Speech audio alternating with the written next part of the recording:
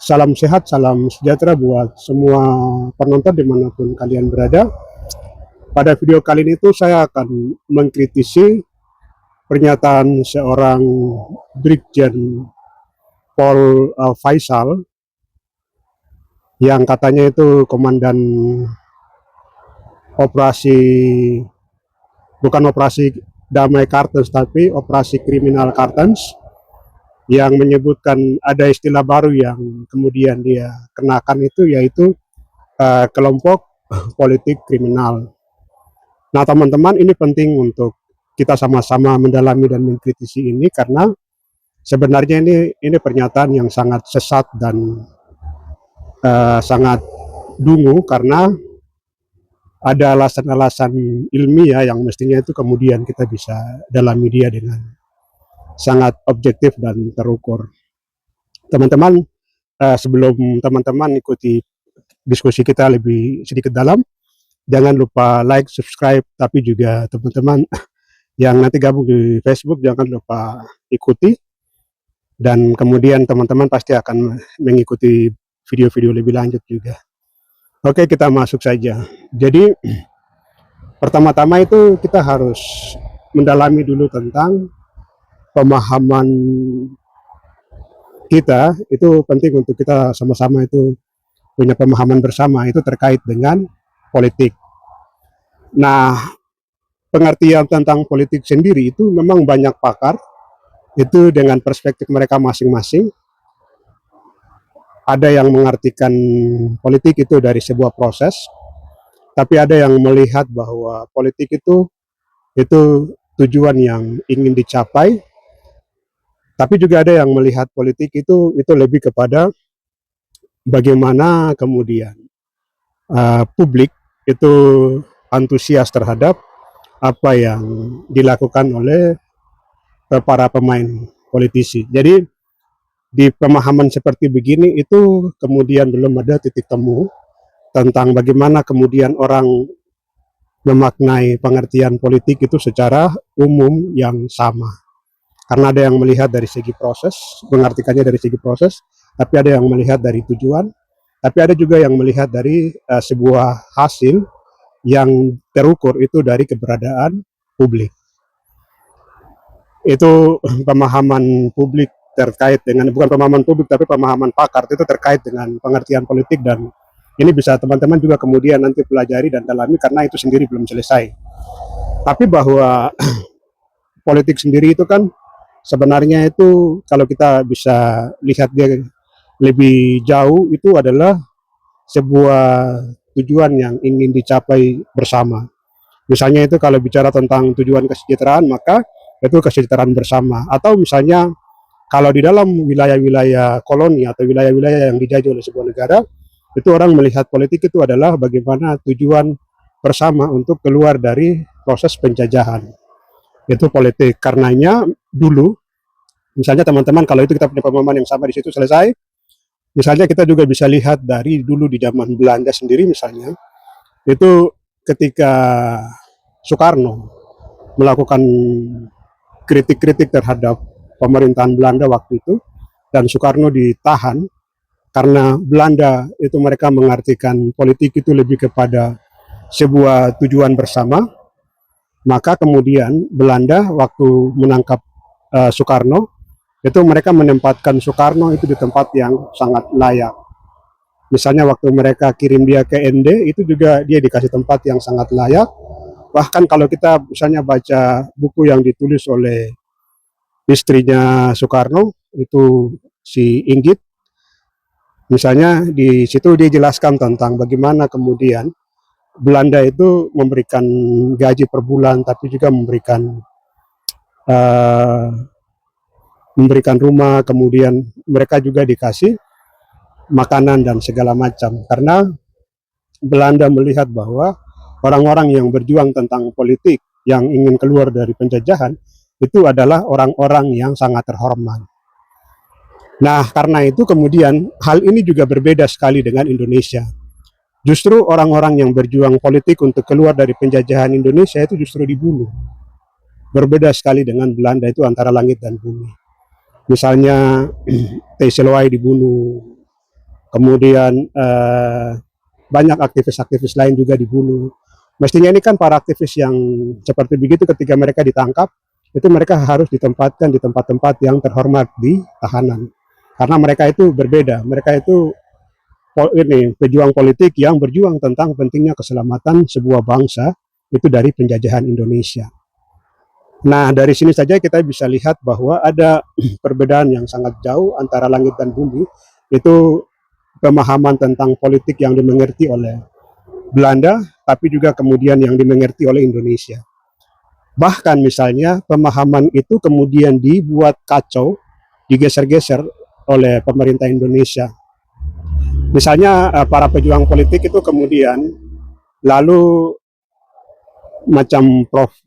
Mahfud dan kelompoknya misalnya, itu kan mereka juga berusaha itu mendorong yang namanya pejuang politik itu, politik yang untuk keluar dari kolonialisme itu, untuk keluar dari kolonial itu kemudian di stigma sebagai misalnya teroris, gerakan teroris dan segala macam. Ini kan juga sesuatu yang sangat kacau balau karena kalau pemahaman secara universal misalnya di internasional itu sebenarnya selesai. Kelompok perlawanan itu kemudian kalau itu kelompok perlawanannya itu demi perjuangan sebuah bangsa, mereka tidak bisa dikategorikan sebagai pejuang, mereka tidak bisa disebut sebagai teroris, apalagi misalnya unsur-unsurnya juga ketat, kemudian target yang mereka sasar juga ketat, ketat misalnya terukur dan semua-semua. Nah, hanya di Indonesia yang pengertian-pengertian seperti begitu, itu seperti mereka memakai teori cocokologi dan kemudian teori asumsi, asumsi yang tidak rasional dan tidak terukur secara ilmiah. Itulah Indonesia. Jadi kita kembali lagi misalnya seperti Faisal yang menyampaikan pemahaman politik yang kemudian dihubungkan dengan kriminal, ini kan juga sangat kacau. Nah, karena begini teman-teman, saudara-saudara sekalian, sebenarnya kan kalau kita bicara tentang siapa sih sebenarnya aktor-aktor kriminal di Papua, nah kriminal di Papua itu kan kalau kita lihat dalam perspektif misalnya hukum secara objektif itu kan keberadaan Indonesia itu bagian dari kejahatan kriminal, karena mereka kemudian itu memaksakan bangsa lain untuk dijajah, tapi kemudian memakai kekerasan, kejahatan untuk kemudian menindas sebuah bangsa yang sebenarnya itu sudah merdeka, tapi kemudian dipaksakan dengan berbagai macam skenario kejahatan supaya bangsa itu tunduk dan kemudian hanya ikut kaum penjajah dengan segala macam skenario yang diinginkan oleh kaum penjajah. Nah, tindakan seperti begitu itu kan sebenarnya itu tindakan melanggar hukum dan itu bagian dari kejahatan kriminal yang kemudian dilakukan oleh Indonesia, atau yang kemudian kalau kita bisa bicara secara lebih tinggi lagi itu bagian dari tindakan penjajahan. Nah, tindakan penjajahan ini kan bagian dari kejahatan kriminal yang kemudian dilakukan oleh negara.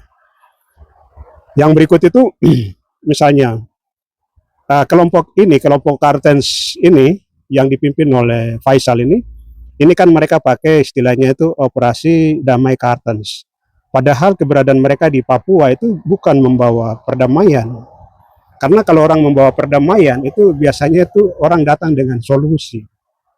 Tapi kalau datang dengan operasi militer itu bagian dari kejahatan. Nah, mestinya itu kan cara-cara damai yang terukur dan diakui misalnya dalam mekanisme penyelesaian masalah itu kan perundingan. Nah, perundingan sendiri itu tidak pernah mau dilakukan oleh negara penjajah Indonesia. Yang berikut, yang kedua itu kalau orang bicara tentang damai, perdamaian, mereka tahu bahwa batasan-batasan yang ada di hukum misalnya. Oh iya, Papua ini kan daerah jajahannya Indonesia. Jadi kalau orang berpikir tentang damai, maka harus dipikirkan tentang bagaimana penjajahan itu harus keluar dari tanah Papua. Itu baru damai. Atau yang berikut itu misalnya kalau sebuah bangsa itu sudah pernah merdeka, nah kemerdekaannya itu yang harus diakui. Itu yang berikut. Yang berikut lagi misalnya, oh iya, Papua ini kan sebenarnya ini hanya sifatnya sementara di Indonesia, karena Indonesia sebenarnya mestinya itu berperan sebagai negara wali yang mempersiapkan Papua untuk merdeka, yang kemudian itu dalam perjanjian misalnya disepakati bahwa hanya 25 tahun, tapi kemudian itu dibikin skenario terbalik dengan berbagai macam kejahatan. Ini kan bagian dari penipuan publik internasional juga. Nah, itu saja misalnya. Kalau kita bicara tentang kelayakan, Indonesia kan tidak layak, apalagi baru merdeka, mereka tidak punya pengalaman bernegara. Nah, itu saja itu sudah bagian dari kejahatan yang kemudian dilakukan oleh keberadaan Indonesia. Jadi apa yang disampaikan oleh Pace Faisal ini, Mas Faisal ini, uh, Brigjen Paul Faisal ini sebenarnya itu kesimpulan-kesimpulan yang sangat dungu, yang kemudian itu tidak sangat terukur, karena dari segi politik mestinya itu kan kita harus selesai di situ. Nah, dari segi kriminal misalnya itu kita harus lihat siapa sih yang sebenarnya melakukan kejahatan kriminal di Papua. Ternyata kan keberadaan Indonesia ini kan ilegal. Itu berarti itu kejahatan kriminal. Keberadaan Indonesia ini kan hanya untuk menjajah. Berarti itu kejahatan kriminal. Nah, apalagi misalnya skenario negara itu melalui operasi militer dan pendudukan. Ini kan bagian dari kejahatan. Nah, belum lagi misalnya ada grand design untuk memiskinkan orang Papua di atas kelimpahan kekayaan. Jadi itu bisa terjadi itu hanya karena grand design sistem yang dilakukan oleh negara penjajah. Nah, dari akumulasi seperti begitu, itu sebenarnya teman-teman semua, dari segi, kalau kita mau bilang dia itu politik sama kriminal itu tidak bisa disatukan sampai kapanpun, karena politik itu bicara tentang bagaimana sebuah tujuan untuk kesejahteraan bersama, keselamatan bersama, itu dicapai bersama. Itu tujuan daripada politik. Makanya misalnya kalau orang Kristen misalnya menyebut siapa sih guru politik yang paling hebat di dunia, itu kan Kristus. Karena dengan bagaimana pengajaran-pengajaran dia itu kemudian banyak orang itu tergerak untuk mengikuti jalan dia. Atau misalnya di kaum muslim, apapun yang diajarkan oleh Muhammad misalnya, itu kemudian banyak orang yang mengikuti ajarannya. Nah, tapi dari semua itu biasanya itu ada unsur-unsur yang penting di dalam politik. Apa itu unsur-unsurnya?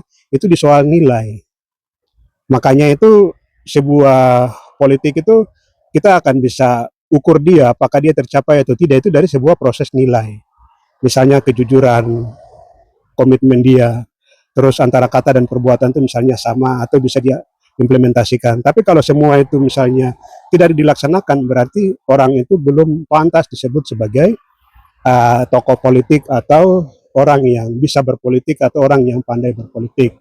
Politik itu bukan sesuatu cara yang ingin dicoba-coba, tapi politik itu bicara tentang bagaimana itu proses kesejahteraan bersama itu kemudian itu didorong bersama-sama dengan sebuah alat politik yang ingin dipakai. Alat politik itu misalnya kalau dalam sistem apa begitu, berarti itu sarana yang dipakai untuk mencapai tujuan daripada politik bersama itu. Itu soal kesejahteraan dan kemanfaatan bersama. Nah, itu cara untuk bagaimana kita menempatkan politik itu di tempat yang tepat. Nah, kalau dalam proses perjuangan Papua sendiri, itu kalau kita bicara tentang politik itu adalah bagaimana supaya bangsa Papua itu keluar dari penjajahan Indonesia dan agar Papua itu tidak lagi ada di dalam sebuah penjajahan. Nah, itu berarti bagaimana supaya proses keselamatan yang jauh dari penjajahan itu kemudian itu bisa dirasakan oleh bangsa Papua. Dengan begitu itu upaya untuk keselamatan bersama itu bisa tercapai. Misalnya untuk bagaimana supaya alam Papua itu juga bisa selamat, lingkungan bisa selamat, kemudian satuan kehidupan tentang kultur, kebudayaan dan segala macam bisa selamat. Bahkan yang paling tinggi itu adalah bagaimana supaya manusia-manusia Papua yang merupakan bangsa itu juga bisa selamat dan jauh dari penjajahan Indonesia. Saya pikir begitu saja teman-teman, mari kita selalu kritisi orang-orang yang sebenarnya itu mereka hanya mau bikin kacau dan bikin gaduh.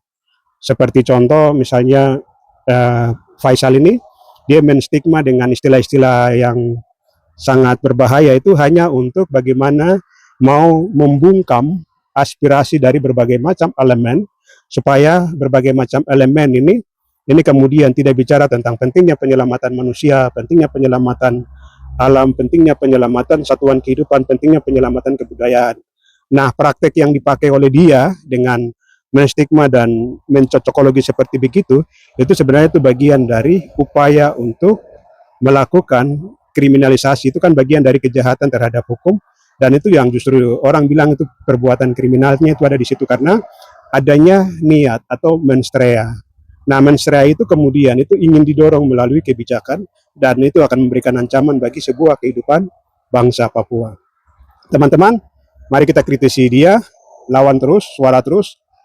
Kiranya kita selalu mendapatkan semangat perlawanan dan pemahaman-pemahaman yang sangat kritis untuk mengkritisi semua pandangan-pandangan yang ngawur, yang kacau, yang kesemuanya itu dilakukan oleh Indonesia hanya untuk bagaimana mau menjajah Papua dan menakuti orang Papua dan ingin membungkam orang Papua, dan sebagai upaya untuk agar orang Papua itu menerima tindakan kejahatan atau kolonialisme. Ini bagian dari kejahatan rasisme, tapi juga kejahatan apartheid, dan ini bagian dari tindakan penjajahan terhadap bangsa Papua yang dilakukan oleh Indonesia, untuk harus terus kita bangkit dan lawan bersama.